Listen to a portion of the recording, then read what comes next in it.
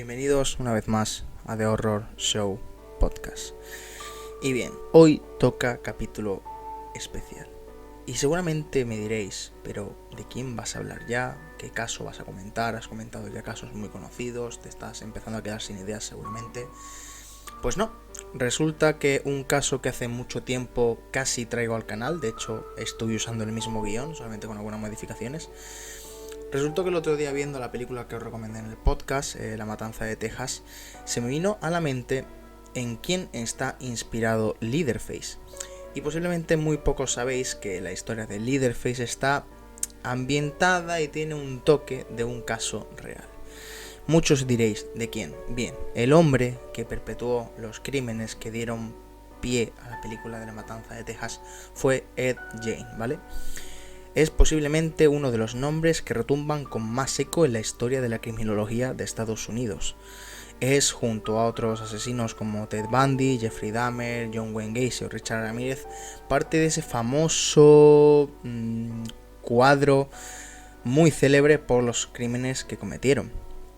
Y es que en este vídeo vamos a intentar analizar a fondo el caso con el que se le conoció como el carnicero de Plainfield. Vamos a ver qué atrocidades cometió y sobre todo qué repercusión tuvo en la sociedad norteamericana de aquella época y sobre todo posterior a él. Así que sin más dilación vamos a hablar hoy del caso de Ed Gein, el carnicero de Plainfield. Bien, y vamos desde el principio. Ed Gein nació en 1906 en una granja en las cercanías de Plainfield, un pequeño pueblo en el condado de La Crosse.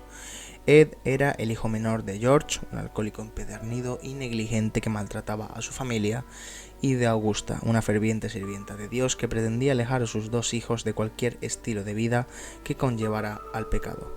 Fue en el seno de esta familia disfuncional donde Ed y Henry, 4 años mayor, crecieron. Y es que las creencias de Augusta eran fruto de la sociedad americana de principios del siglo XX, donde imperaba una fuerte moral con respecto a la sexualidad y a todo tipo de excesos. Debido al fuerte carácter de la madre, los dos hermanos se criaron bajo la prohibición de mantener cualquier tipo de contacto con el exterior en general y con las mujeres en particular, ya que para la madre todas eran consideradas impuras. De esta manera, aislados como estaban en aquella granja en mitad del campo, los chicos estuvieron privados de cualquier estilo de vida prosocial que les posibilitara, llegado el momento, de adaptarse al estilo de vida en sociedad, aceptando las responsabilidades y cumpliendo las leyes como dos ciudadanos más.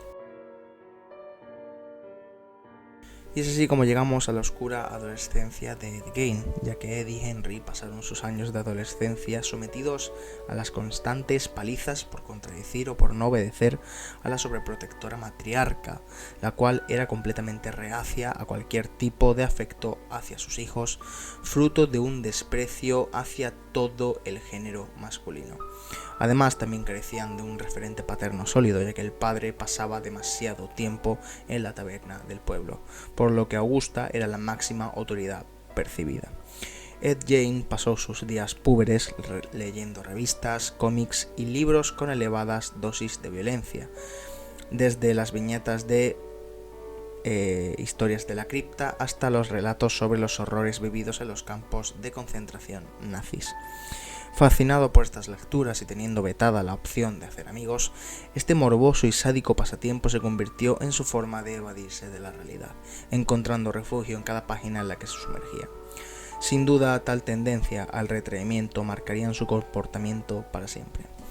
Y es así cuando poquito a poquito vamos llegando a las trágicas pérdidas en la vida de Ed Gein, posiblemente lo que empezó a marcar ya algo en su psique para lo que llegó a ocurrir más adelante. Y es que finalmente el abusivo padre moriría en 1940 cuando contaba con 66 años. La muerte de George fue decisiva para que la relación de dependencia de Ed y su madre se estrechara todavía más, algo que no pasó desapercibido para Henry. 4 años después, el hermano mayor fallecía en un incendio aparentemente accidental, cuando él y Ed estaban quemando rastrojos en el terreno adyacente a la granja. A pesar de que la causa de la muerte en el informe de defunción constó como asfixia, se obvió que su cuerpo presentaba fuertes golpes en la cabeza, seguramente ocasionados pre-mortem. Un año más tarde del incidente, Augusta Gain dejaba este mundo por las consecuencias de un ataque al corazón que había sufrido meses antes y que la había dejado completamente impedida, quedando a cargo del servicial Ed. Tras lo ocurrido, Gain cerró la puerta de la habitación de Augusta con llave para que nadie pudiera acceder al interior, en un intento por mantenerla tal como ella la había dejado y preservarla así, como una estampa congelada en el tiempo. Aunque Ed Gain ahora era libre de vivir la vida que siempre le había sido negada, la marcha de su madre le dejó un vacío tan grande que éste se negaba en rotundo a aceptar su pérdida, de modo que empezó a alimentar la ilusión de que su madre aún seguía viva. Y es así como nace la leyenda y los crímenes del carnicero de Plainfield. Si bien podríamos hablar de 3, si contamos el accidente que le costó la vida a su hermano mayor, a Ed Gain se le considera responsable de 2 asesinatos. Es así como llegamos al primero, el cual empieza con la desaparición de Mary Hogan. Fue el 8 de diciembre de 1954, cuando uno de los vecinos de Plainfield reparó en que la taberna regentada por Mary Hogan estaba completamente desierta, que a esas horas pues siempre estaba muy llena. Lo que alarmó a Seymour Lester fue el reguero de sangre que había detrás de la barra y que discurría hacia la parte de atrás del local. En el exterior, el rastro conducía hasta unas marcas de neumáticos en la nieve, que se alejaban muy rápido del lugar. De repente, Plainfield, el lugar donde nunca ocurría nada fuera de lo habitual y que nadie sabía situar en un mapa, acapara todas las portadas de los periódicos locales al convertirse en el escenario de un crimen que amenazaba con desestabilizar los pilares del tranquilo estilo de vida americano, hasta ese momento considerado casi ideal. El siguiente caso sería el asesinato de Bernice Worden, y es que después de aquello la calma parecía haber vuelto a Plainfield. A nadie le extrañaron los comentarios de Ed Gain cuando conversaba con otros vecinos acerca de lo que le podría haber ocurrido a Mary Hogan, cuando decía cosas como no está desaparecida, está en mi granja. Ante la falta de pruebas, la tabernera pasó a engrosar la lista de desaparecidos. Sin embargo, el horror volvía a azotar el pequeño pueblo de Wisconsin. Ocurrió el 16 de noviembre de 1957, cuando Ed Gain mató a la propietaria de una ferretería llamada Bernice Worden. Entonces, armado con un potente rifle de caza, el ermitaño granjero le descerrajó un tiro en la cabeza y trasladó el cadáver hacia la trastienda donde estaba su camión, preparado para huir de la escena del crimen. No obstante, el asesino había dejado una prueba que le delataría completamente, y es que su nombre constaba en el registro de la contabilidad que la dependiente llevaba, a quien le había comprado líquido anticongelante antes de asesinarla. En ese momento es cuando se destapa la verdad, y es que aquella pista fue suficiente para llevar a la policía hasta la vieja granja de los Jane. Sin embargo, poco se imaginaban que lo que iban a encontrar en el lugar era todo un museo de los horrores que revelaría una inquietante verdad. Y es que algunos de los macabros hallazgos en la granja de Jane se vieron al registrar la zona, ya que los agentes dieron con el cadáver de Bernice Worden cuando entraron en el cobertizo de las herramientas. El cuerpo apareció decapitado, desnudo y sin ropa, colgado de ambos talones de una viga. En una macabra obra de carnicería, Ed Gain había conseguido extraer las vísceras a través de un profundo corte que iba desde el pecho hasta el abdomen, dejando únicamente la carcasa exterior. La cabeza y las tripas estaban metidas en 2 bolsas de esparto cerca de allí. Entonces entramos al mausoleo de la muerte, como se llegó a conocer a la casa. Una vez dentro, salió a la luz la sádica colección que Ed Gain guardaba. No solo se confirmó que el granjero había estado viviendo entre la inmundicia más absoluta, sino que además descubrieron que había fabricado una colección de muebles, utensilios y objetos a partir de restos humanos que parecía no tener fin.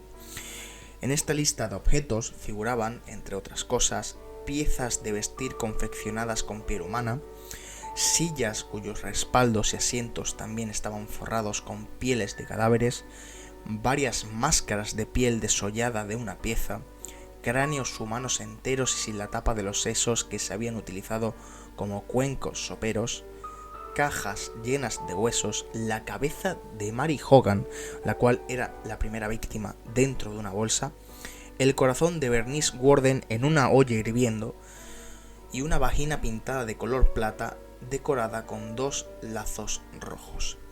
Con una mezcla de amargura y alivio, las autoridades por fin podían respirar tranquilas, pues con la detención de Jane salió a la luz no solo que él era el culpable de las desapariciones, sino que también era el causante de los saqueos de tumbas que hacía años venían ocurriendo en el cementerio de la localidad y que habían sido atribuidos a simples vándalos.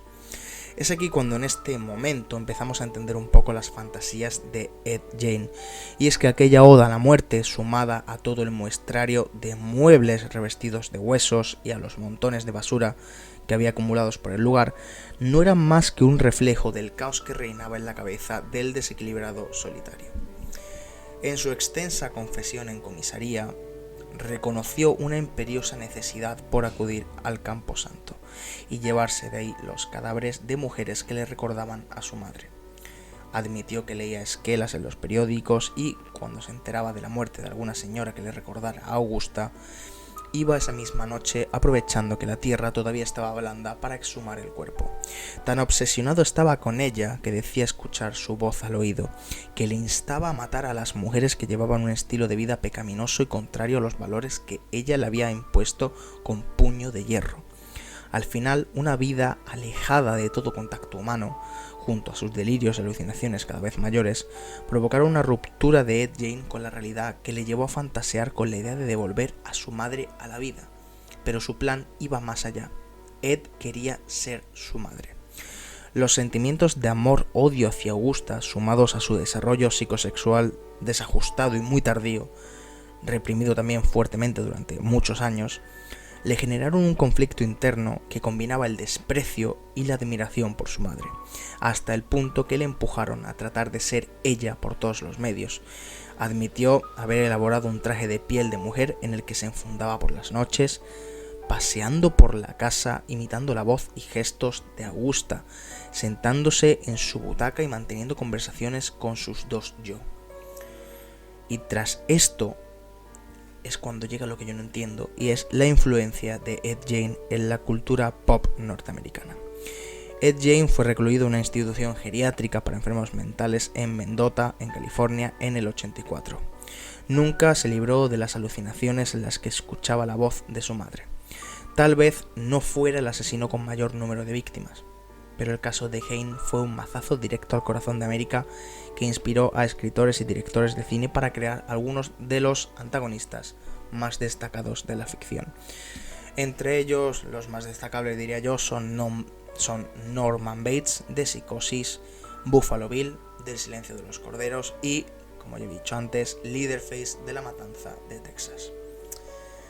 Este es el caso de Ed Gein. Sinceramente, es un caso que la verdad, como bien he dicho antes, es un caso que se estudia inclusive en diversas universidades de criminología en Estados Unidos, ya que es un perfil que toca la parte entre la psicopatía, la represión, toca muchos puntos, diría yo, también el trauma de perder a una persona, la cual quiere pero odia a la vez. Son, creo, diríamos yo, muchos trastornos juntos en una mente también muy cerrada, una mente que nunca ha salido al exterior, que nunca ha tenido contacto general con la sociedad, menos aún con mujeres, una familia pues completamente desdibujada desde el primer momento, con un padre completamente ausente y con una madre muy mal de la cabeza.